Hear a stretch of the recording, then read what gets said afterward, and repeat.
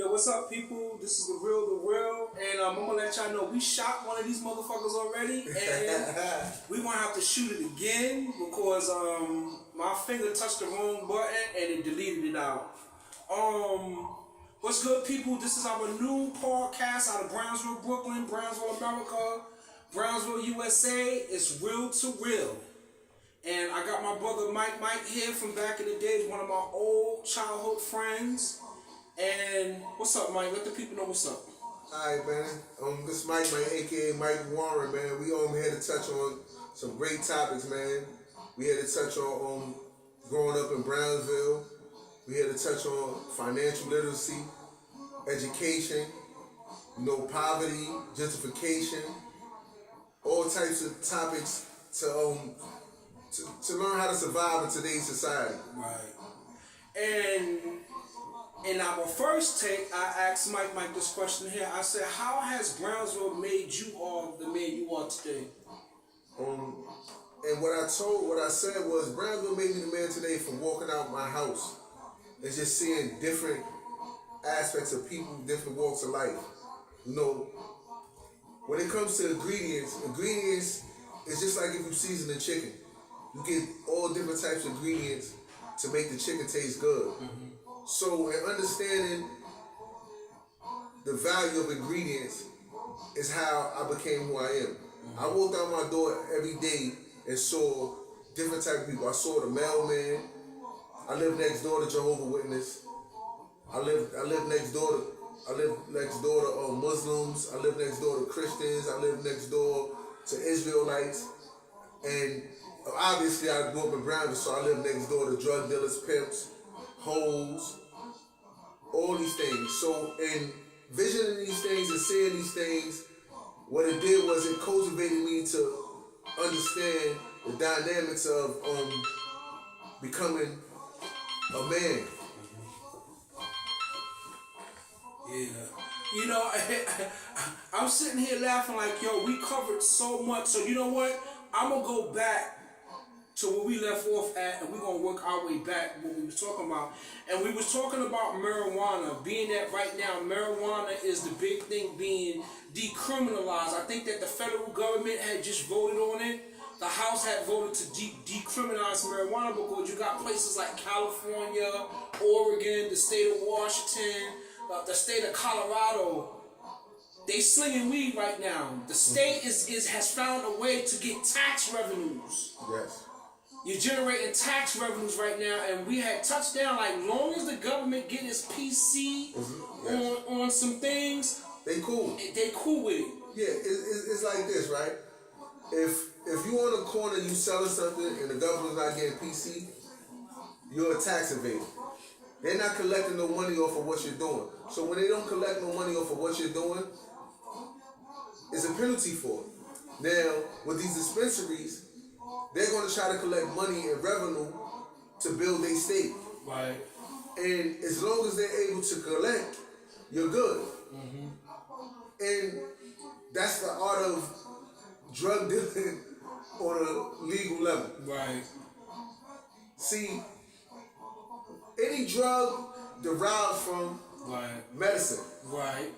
So the drugs that they getting, right, and they could build medicine off of, they cool with it because they're making money. Mm-hmm. The drugs that is being sold that they can't make money off of is a problem. Mm-hmm. Because Uncle Sam is not getting their money. Mm-hmm. So if Uncle Sam is not getting their money, you're going to jail. Mm-hmm. And let me tell you, I can remember 20 years ago, one of my cousins from Tennessee came up here and said, yo, the white people in Tennessee is getting these oxycodone pills, these painkiller pills, busting it down, cooking it up on a spoon like it's heroin and shooting it. Where can I get some of that shit from? I'm like, yo, I never even heard of oxycodone. I don't know what that is. And what we were saying before was, you got some of these big corporations, Pfizer and Purdue and Mandela, whatever what the other names is, they have made 60 to 70 to 80, almost $100 billion off these drugs. And you were kicking my door for a $5 piece of fucking crack and a gun. but give them a fine.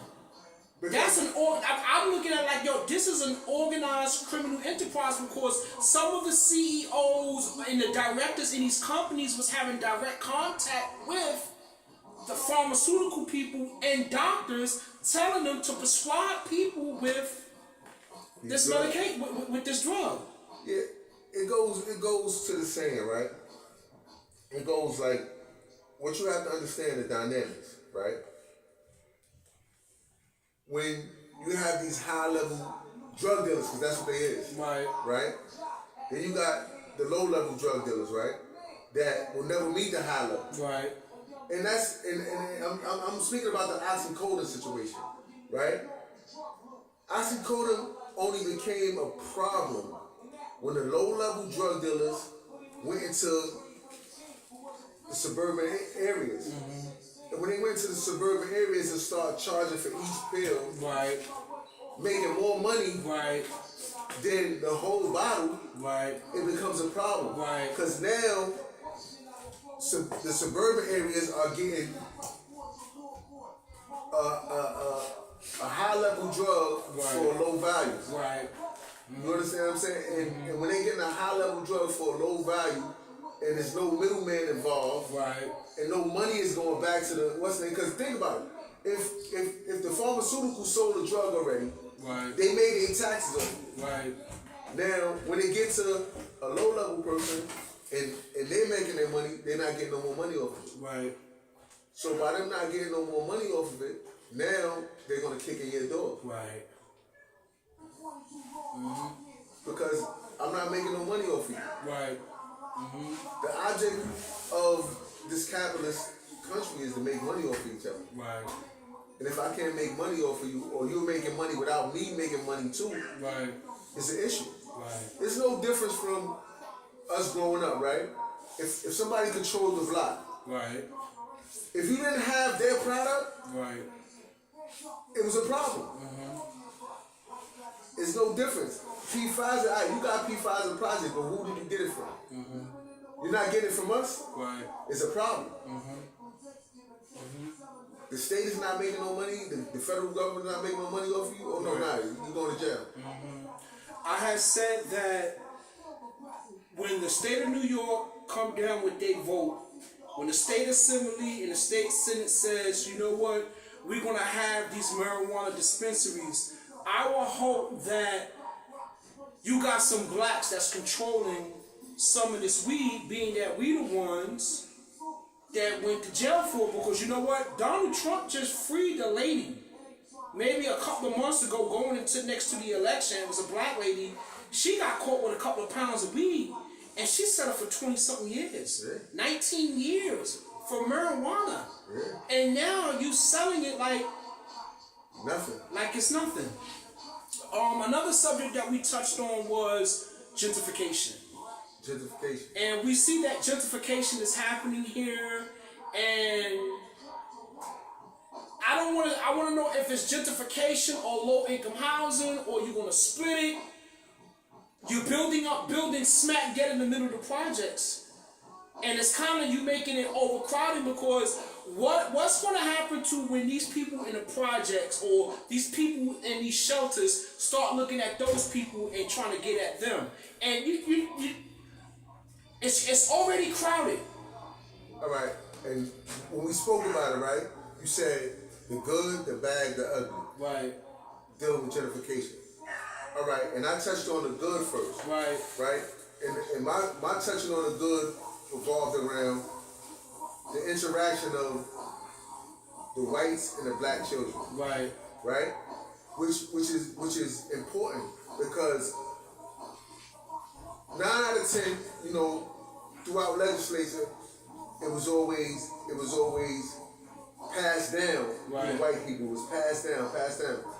Listen, they tell their children, you're gonna be a lawyer, you're gonna be a DA, because we're gonna make sure these laws is tough, where the African American can't get inside. Right. This legislature. So we're gonna create the laws so y'all can't get inside of it. Right. Right? So in understanding this dynamic, right, it's cool for gentrification as the good. Why I say that is because if your child is mingling with the future lawmaker, right, they're gonna have empathy towards right, the child, right, and everything that's around it. right. So whereas if this white child grew up in suburbia and this white child grew up in Brownsville, there's no empathy, there's no struggle, there's no they have nothing. No understanding. They have no understanding. Plus they have nothing in common. Right. So whereas if we grow up on the same block and we eat at the same barbecue, right, we have something in common. Right.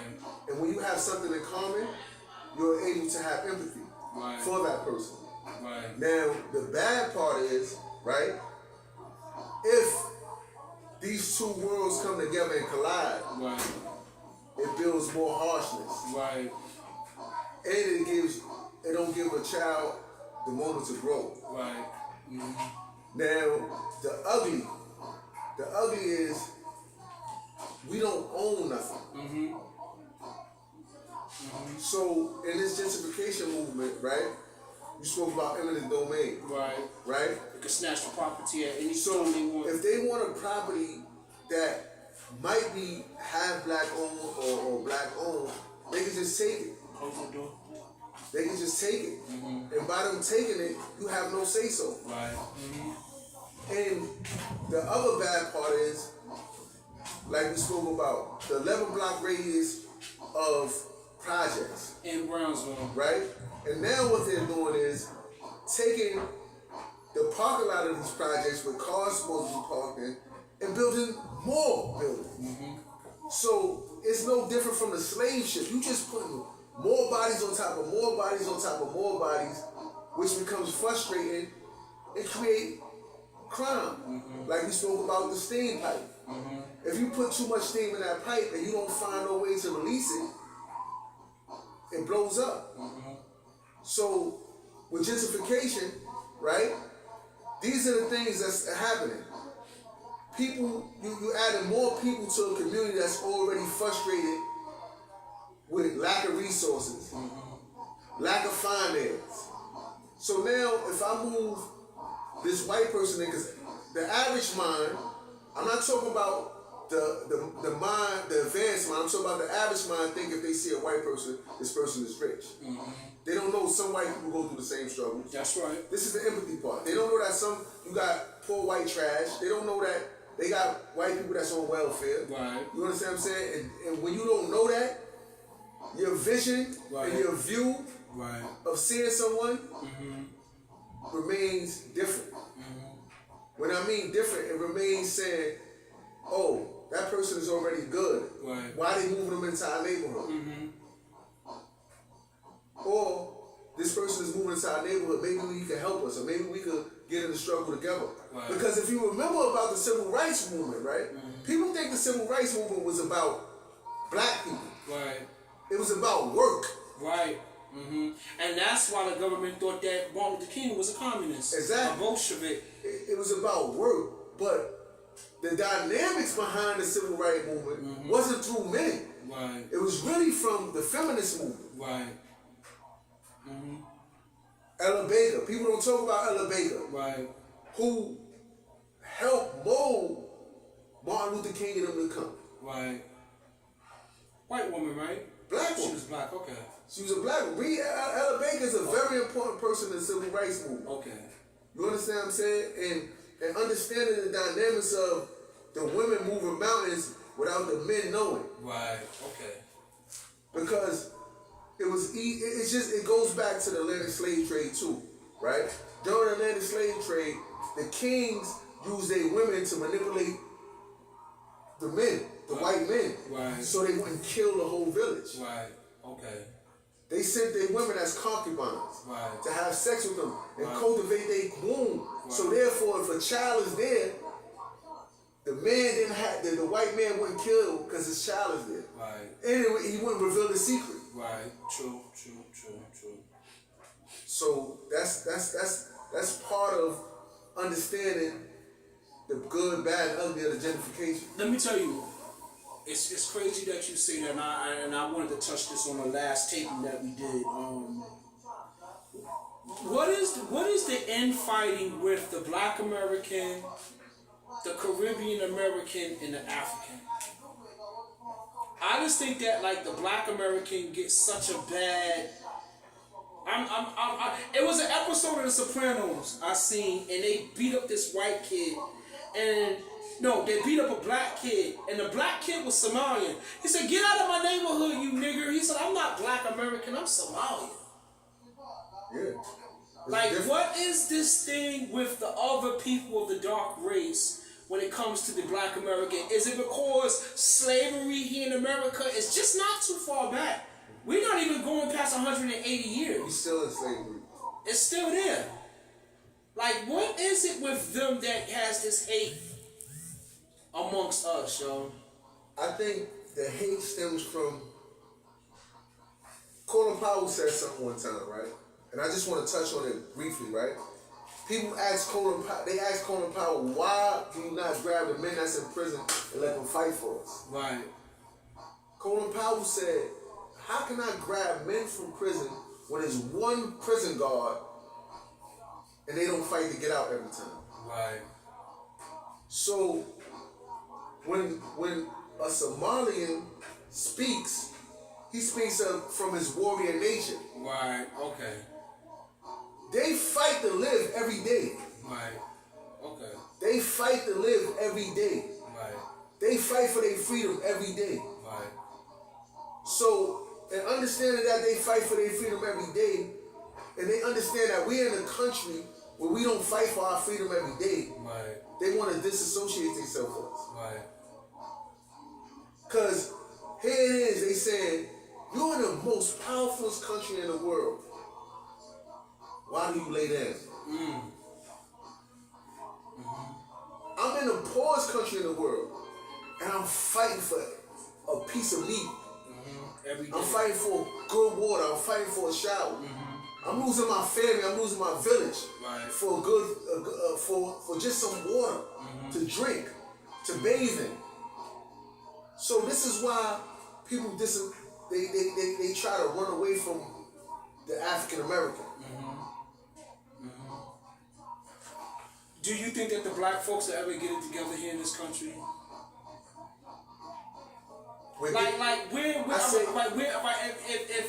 Before we die, before we hit our 60s, and that's 20 more years from now, 15 to 20 more years from now, we'll be 60 years old. Do you think it'll be better for us? I think it's getting better now, right? Because one thing you're going to learn, right? Alice Baldwin said this in The Fight Next Time. He said, when the stars, the moon, and the sun is aligned, and the black man wake up, the earth is going to shake. The white people going to feel it under their feet. And that's what's happening now. Right. Because we're aware now. Just think about it. We're showing awareness. We grew up on these corners.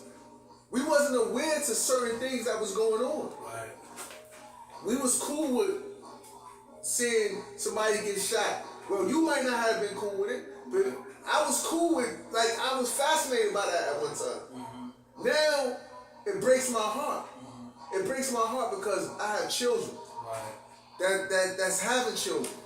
So, understanding that dynamic makes you check your soul. Right. Check your heart, check your mind.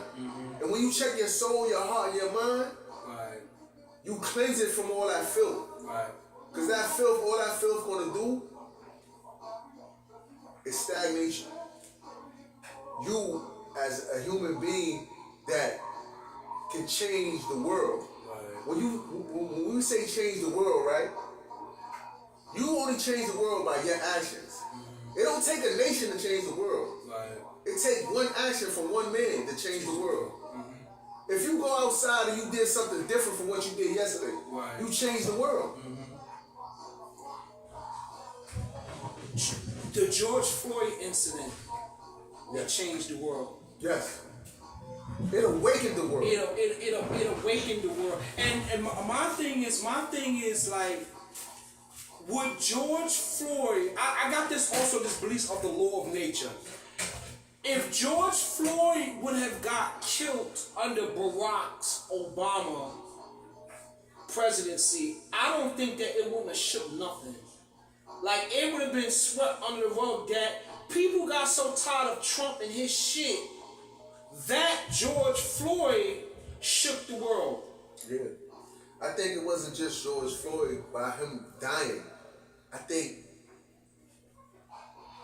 what really was the greatest dynamic was COVID-19. Okay. Reason why? You got a bunch of people sitting in the house. Right. Locked in. And then, okay.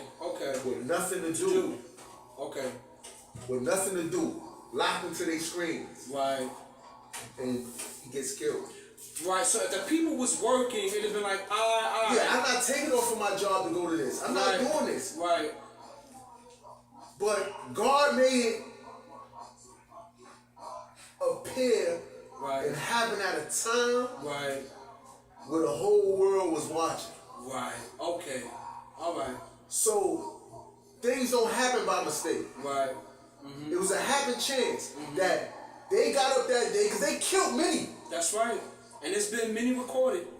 In that state. Mm-hmm. But at this time, in this moment, the world was watching. Right.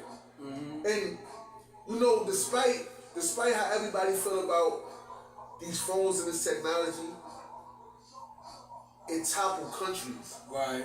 From injustices. Mm-hmm. So now, you can't just do an injustice to somebody without it being a repercussion. Mm-hmm. Mm-hmm. So we are what we have awoken. Right. And like Alex Baldwin said, man. James Baldwin said, the earth is shaking. Mm-hmm. It's shaking. The white people are scared because their jobs is at stake. Right. Mm-hmm. All of a sudden, right? All of a sudden, homeschooling. Mm-hmm. Mm-hmm.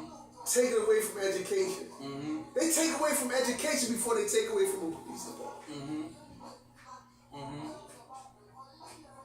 Before they do anything else, they're going to take away from education. Mm-hmm. Why? Because the educated mind is a traveling mind. The traveling mind is a mind that's going to expand and do big things. Right. And it's crazy because you see how certain people got mad when they said that, well, we're going to defund the police and put this money into community and education. Oh, you can't do that. Like, why not do that? But see, in this dynamic, right? This is when us as a people supposed to go sit with the police department, go sit with these politicians, go sit with the education person, right? And you explain to them why you shouldn't do it, and this is why you should do it, right? Because it's not saying that we don't need police, because every man can't man his block all day, You understand what I'm saying? Mm-hmm. But the police, sometimes the police just need to have their presence somewhere. They don't even need to interact. Mm-hmm. Just have your presence there so somebody can feel safe walking down the block. Right? So, and understanding this dynamic, right? I look at us at fault because we don't sit on no boardrooms. Where we supposed to sit on a boardroom. If you pay rent or you own, you supposed to sit on a boardroom in your neighborhood. Mm-hmm. Just like they go out giving these voters joints out. The people that we put in office supposed to give out, we having a board meeting today that affects your community and affects your children. Mm-hmm. Right? Because if they don't come and do that, but they come and give out, vote for such and such. Yeah, vote for such and such, vote for this person, vote for this person. But once they in office, they don't give out the form saying, we having a meeting that's about funds in your community that can go towards the children. And I'm gonna tell you, and they give it out to selective few when they do it. Because I like right now I'm on the community board, and it's like I can't go in the way that I want to go in because now they doing it so virtually because of the COVID-19 situation. You know, that shit is crazy. Yo, right quick, you know, you are watching Real to Real. What do you think about, I'm gonna say this. Do you think that being that crack cocaine is not what it used to be in the 90s, that No. hold on, man. That New York City rap or 90s rap is not what it is because it's not crack cocaine induced. No. Alright. What happens is this, right? The stuff that they got now Right. is detrimental. What you mean? They mix it with all types of chemicals, which is causing death. Mm-hmm. Like, there's no more purity in anything no more in life. Right. Especially when it comes to a drug trade that is trying to kill us off. Mm-hmm. You understand what I'm saying? And you have everybody that thinks they're chemists now. Mm-hmm. So now it becomes an era of synthetic drugs. Right. Which the regular drug wasn't no good for you. Right. Now the synthetic drug is definitely no good for you. Right. Because here it is, if a man has asthma, has any type of other element, a woman has any type of other element, and then you mix it in with a synthetic drug that Right. don't know the effects if you combine this stuff together. Right. It's death. Mm-hmm. So the person might not die from their disease. Mm-hmm. They might die from the concoction of drugs. Right. Because here it is, a person taking oxycodone, right? He might have fentanyl in his oxycodone. Right. Right? Then he might be taking another pill that has fentanyl in there. Right. Or have some other type of acetone or some type of derivative of another drug. Right. You understand what I'm saying? Right. And then here it is, somebody come and give him a drug that, a recreational use drug that he used, and this concoction gets together and create a bomb. Right. So it's not like it's nowhere near like the 80s and the 90s. Right. Mm-hmm. In closing, I'm glad that y'all tuned into our first podcast, you know, which I'm kind of angry at myself because we recorded something good, but we got the ideals on what we're going to talk about in our future podcast endeavors, as they say, with the Real to Real. Yo, Mike, in closing, let the people know what projects that you're working on right now. All right. I have a couple projects. One of my projects is a clothing line. It's called Brooklyn Bruiser, So Ghetto, Daddy and Me, Mommy and Me. That's a collaboration with my wife. Also, I'm working on Inner City Blues, which is a program for youth, trying to get the youth before they get incarcerated, trying to build our neighborhood back up. Try to do something positive for the neighborhood. Right. Teach them financial literacy. Right. Teach them academic awareness. Right. Teach them how to survive without having to resort to negative ways. Right.